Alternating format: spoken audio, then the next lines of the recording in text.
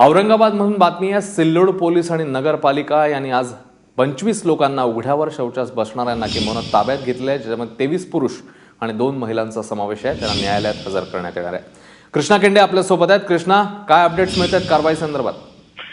अश्विन, गेल्या 2 दिवसापासून सिल्लोड नगरपालिका आणि पोलिसांची उघड्यावर शौचाला जे बसतात त्यांच्या विरोधात कारवाई सुरू आहे आणि स्वच्छता मोहिमेअंतर्गत ही कारवाई करण्यात येते।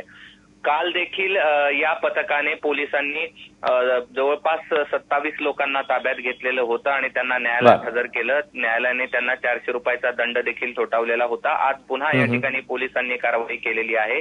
आज देखील उघड्यावर शौचास बसणाऱ्यांना पोलिसांनी ताब्यात घेतलेला आहे, ज्यामध्ये 25 लोकांचा समावेश आहे आणि ज्यामध्ये 2 महिलांना देखील पोलिसांनी ताब्यात घेतलेला आहे। या लोकांना देखील आज न्यायालयात हजर करण्यात येईल आणि पोलिसांनी या संदर्भात अधिकची विचारणा केली असता यांना कोणत्या कलमांतर्गत ताब्यात घेतलं, तर पोलिसांनी माहिती दिली की मुंबई पोलीस अधिनियम 115 आणि 117 अंतर्गत ही कारवाई करण्यात आलेली आहे आणि स्वच्छता मोहिमेचा भाग म्हणून यांना ताब्यात घेतलंय आणि यांना आज न्यायालयात हजर करण्यात येईल। अश्विन, कृष्णा, धन्यवाद या माहितीबद्दल।